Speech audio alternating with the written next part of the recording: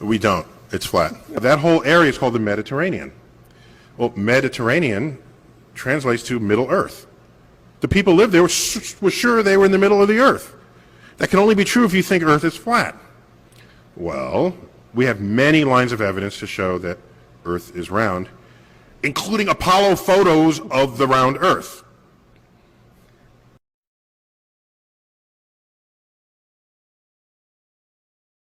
If you want to get into it, the Earth isn't quite a sphere. It's a little bleh.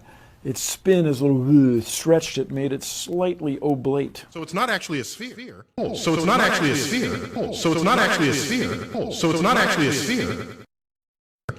It's oblate. And officially it's an oblate spheroid. That's what we call it. What they have ingeniously done is placed the camera at the back of the spacecraft and centered the lens on a circular window in the foreground, outside of which it is completely filled with the Earth in low orbit. Here they remove part of the crescent insert and near Earth out the window. You'll see that the Earth has been pasted in, because you'll see a rectangular box around the Earth.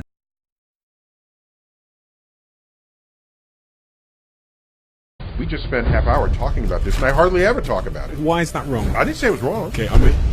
Neil deGrasse Tyson. World-renowned astrophysicist turned TV host. He's a man with the answers to the toughest question. How different the world would be. So there's some delusional force operating on people's understanding of the world in which they live. How long can I keep talking about?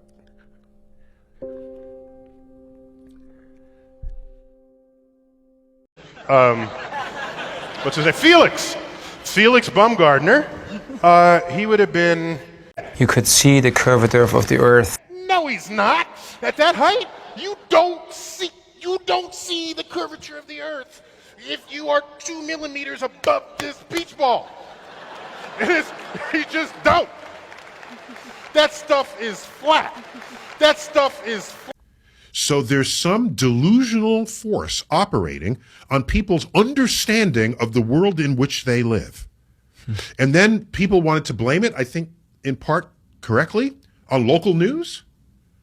What's the first thing you see? You put on, not the national, the local news.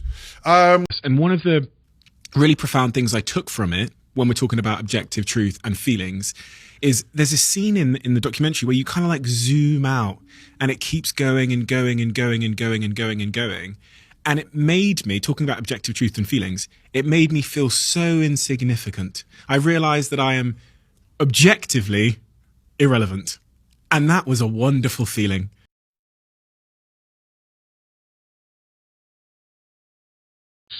You know, don't edit that out. Don't edit that out, okay? It fits, it sticks, and you say, whoa, I never knew that about this. There was an American football game that ended in a tie, but we don't end in ties, right? So there's an overtime. And you reach a point where it's sudden death overtime. Sudden death, where the next person that scores wins the game. So this person was ready to kick for it's called a field goal, and it's 50 yards out. Assumes, just know this one thing and everything will be better. That's hard. So they kick it, and no one breathes for the 3 or 4 seconds the ball is, so the ball tumbles in the air, and there it goes. And everybody just follows it. And look it up. And the ball hit the left upright and careened in for the win. And I said, whoa, wait a minute. What's the orientation of this stadium? It's north-south. This is a round ball hitting a round post and going in. Do you realize round things hitting other round things, fractions of an inch make a difference? So I did a fast calculation, and then I tweeted. The Cincinnati Bengals, for the sudden death field goal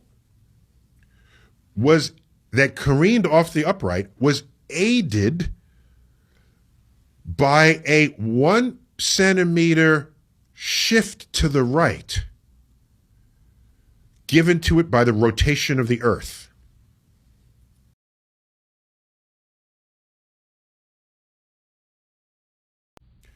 People lost their minds. Okay, people. Okay, I know they're going to care about because it touches something that's pop culture that they already care about. And I would follow that up with it's a Coriolis force and it's why storms rotate clockwise, counterclockwise in the northern hemisphere. I'd follow it up with the lesson plan, but I got your interest. Yeah. Okay? Yeah. I didn't start out that way. There's such a thing as a Coriolis force. No! We just spent half hour talking about this, and I hardly ever talk about it. Why is that wrong? I didn't say, no, go where they care. Go where they care. That's what I do. Professionally. If I spoke to Alice and I said, your wife with, what would she say to me?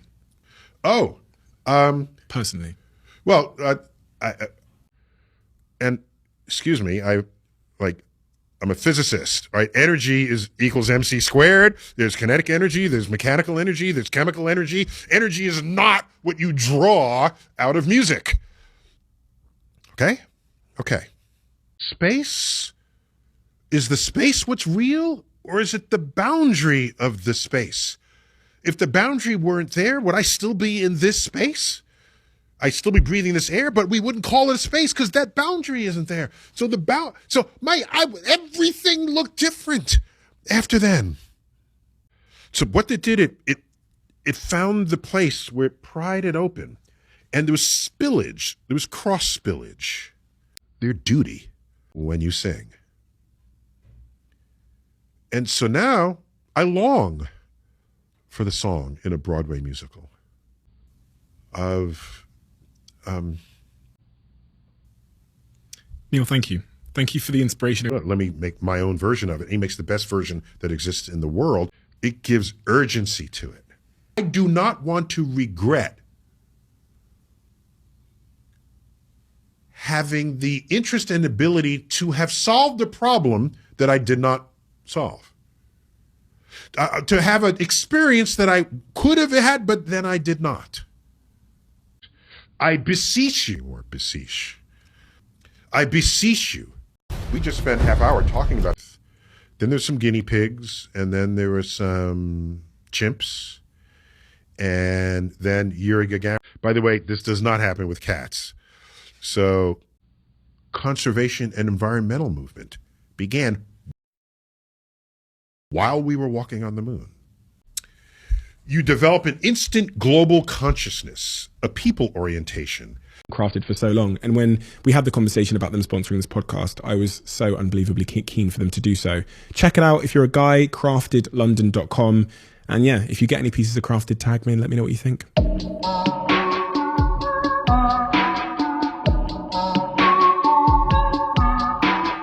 An intense dissatisfaction with the state of the world and a compulsion to do something about it.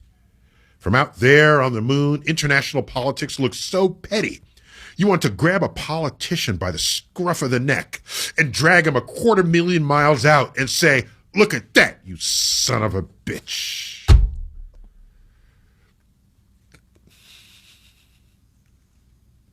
We're done.